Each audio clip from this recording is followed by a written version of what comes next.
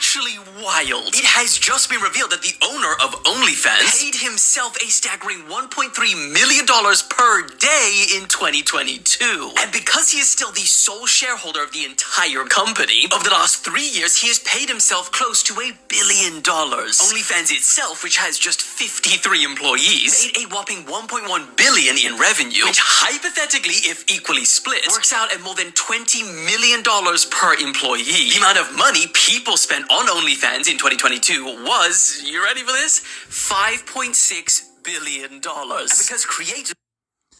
Hey y'all, Shalom, giving all praise unto Yahbashim Ashai Bashim Hakodash, double honors unto the apostles of Great Millstone, and honest brothers, the people sharing his truth in sincerity throughout the four corners of the earth. The Bavai body are coming out here to give you this truth. Through the spirit and power of Yahbashim Ashai, giving all praise unto Yahbashim Ashai. This is going to be a relatively quick video, and I'm going to title this video something to the effect of 304 and simp culture, products of the Edomite race, something to that effect. You know, something Spirit's gonna hit me in a certain kind of way to put a title of that video. So the purpose of this video really is we're gonna tackle this this topic, this whole culture, simp culture, and we're gonna angle it. We're gonna look at it from the perspective of it being a particular vibration that the red Hebrew Edomite uses to be subversive, right? When you see ancient cultures and how ancient civilizations participated in the act that produces children and how that was governed, especially when you look at ancient Hebrew culture, that was a very heavily regulated act.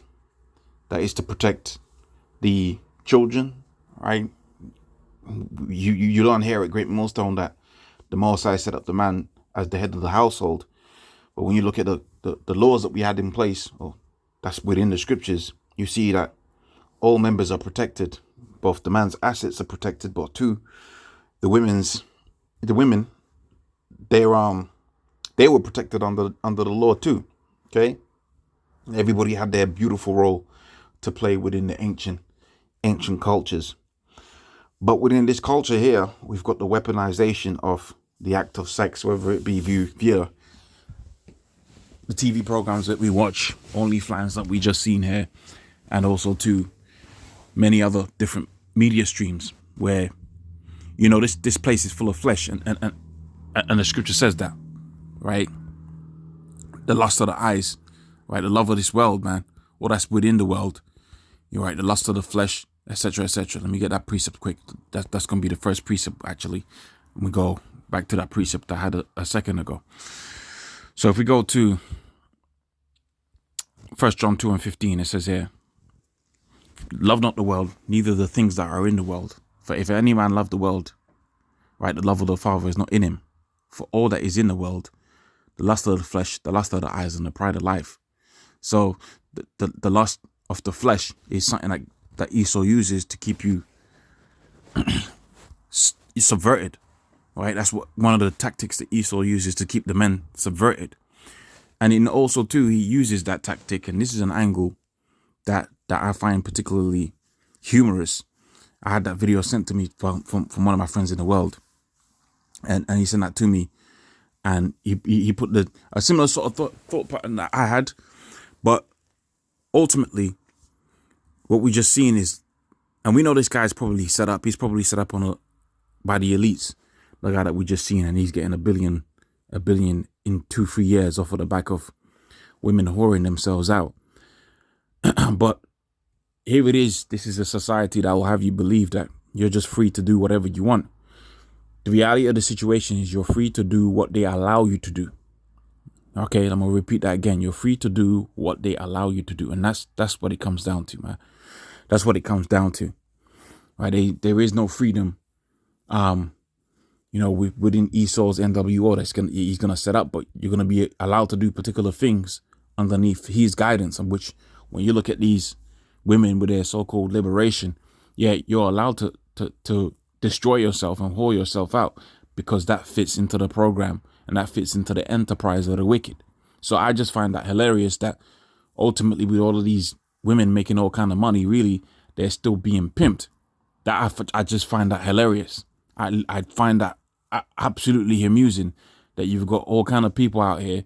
And what you have to realize is, as we have been in this truth for a little while, and you know we've grown up, etc., etc., we don't live in the same culture as the rest of our peers do, and much more so the generations that's after us. So, you know, I'm 30 years old, 31 years old to be more precise, nearly 32. But when I look at the generations, or I interact with the generations that come after me, the 24-year-old girls and this, that, and the third, and you really see what's within their mind.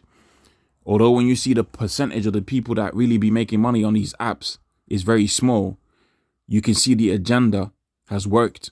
Okay, the agenda, which is to basically to make you feel that you could be the next thing, right? You could be the next OnlyFans superstar. And that's a destruction of the soul, man. That's a destruction of the mind, especially for the women. But that's the society that we live in right now, where people see like one or two people make £1 million, right, off of the back of being pimped, and which we've just seen the pimp, and they feel that that's liberation because they've got the compensatory reparations for whoring their body out, which, you know, that's a shame. Especially if you're an Israelite woman and you're participating in that, that is a shame. But we see these particular circumstances and cases within the scriptures where, particular acts was acceptable. And, yeah, man, that's a shame. But that's what Esau pushes out here within the society as liberation. That's what Esau pushes on the forefront as being free, which you're not free because there's still a guy out there that's pimping you. But if we really look at it on a deeper level, we see that Esau is the one that pulls the strings. Although that guy doesn't look like he's, he looks like he's just this great inventor and this great creator of particular things. Really, you have to have backing for marketing and this, that, and the third. It's got to pass legislation. And you come to find out that really it's the JOOs that's behind the XXS industry. Okay. So, and there's a reason for that. Again, it keeps the men subverted and it keeps the women liberated. So the whole, strong male role model who's got a tight grip on his daughters, man, they look at you like you're crazy. Okay, they look at you like you're crazy. You're more. Here's a fucked up thing. You're gonna be seen as a great father out here if you accept your daughter for being a 3 or 4, than being a strong father, strong male role model, and having a tight grip on your household. Because that's a society that we live in, and that's why we say we look forward to this kingdom being destroyed. We ain't gonna worry about our daughters. Isaiah 3 and 12. No, is that the one I wanted? That's not the one I wanted. It's gonna come back to me. There's a particular scripture that I wanted. All right, compass a man. That's the one. Compass a man. All right, and that's what's allowed to happen within this society. It might be in this chapter, but a woman is allowed to compass a man. And in other words, she's got more rights, all right, and freedoms than a man does. Okay, Jeremiah 31 and 22. How long will it go, O backsliding daughter? The Lord has created a new thing in the earth. A woman shall compass a man. And that's where you get the liberations. But again, like I said, it's hilarious to me because even with all of these liberations and all of this freedom, you're still being pimped out. Okay? You're still being pimped out because it's all about the enterprise, man. It's all about the enterprise of the wicked. Okay? It's all about the enterprise or the wicked. Let's put that word in, enterprise. Right? And we're wise to that. Okay? We're wise to these particular things happening within the earth. Right? We're wise to it. You can see that particular liberations movement has had a detrimental effect upon the generations that come after it because they're not as mentally astute. They're not as smart as the generations that came before. And that's why they're so easy to control, because you've been sold the goodies, and the goodies of being free really is about irresponsibility. Like a child, it's about irresponsibility. You've been sold irresponsibility, but you've traded your sovereignty, for lack of a better way, right, unto the red Hebrew Edomite. Job 5 and 12, he disappointed the devices of the crafty, and this should allude, right, to witchcraft and deception. And that's the tactics that Esau uses all the way back onto the garden. That's the tactics the Red Hebrew Edomite uses to deceive the people into believing something is beneficial for them when it's really detrimental to them.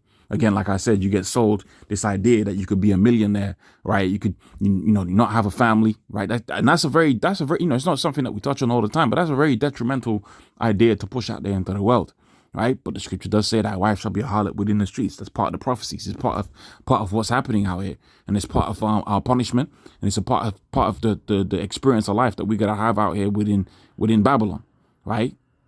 The deception and the witchcraft that's put on our women into thinking that really they're safe, but then you gotta have the police in order to be safe. that you're free, but you gotta have a pimp to be free. Isn't that crazy? Okay, isn't that crazy? Right? That is crazy, but that's the deception that gets sold out here, man. That's the lies. That's the craftiness of the craftiness of the enterprise. And what's the ultimate end all be all? It's control. That's what we see within the book of Revelations, the 13th chapter, on the 16th verse, where the scripture says that he's going to put charagma within everybody. And why are the people not going to resist? Because the simps are too busy watching OnlyFans, and the women, well, they're on it. You see what I'm saying? That's that simp and 304 culture that Esau has created in order to be subverted, man. Okay, in order to be subverted. In previous cultures, you don't have such a laid back, passive approach to being controlled. People wouldn't have a laid back, passive attitude towards being controlled, but now they do. Because what? Because Esau's destroyed the fabric of the very essence of life itself, which is to reproduce. Job 5:12 says he disappointed the devices of the crafty so that they cannot perform their enterprise. And let's go back to that Ephesians, and we can close out on that. Because yeah, man, we're out here fighting up against the spiritual left hand side, man.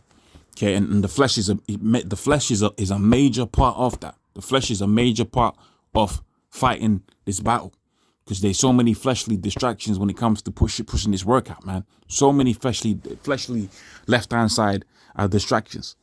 Ephesians 6:12 says, "For we wrestle not against flesh and blood, but against principalities, and against powers, and against rulers of darkness of this world, and against spiritual wickedness in high places," man.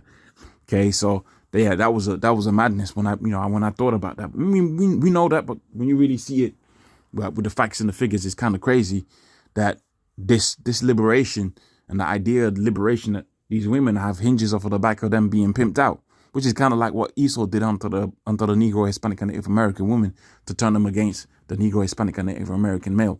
So yeah, that's just a few thoughts. Excuse me for rambling. Just a few thoughts I had about that particular that particular video. With that, I'm going to say, praise unto Yahweh, double honors unto the apostles of Great Millstone, and honor to brothers to be pushing this truth in sincerity. Shalom.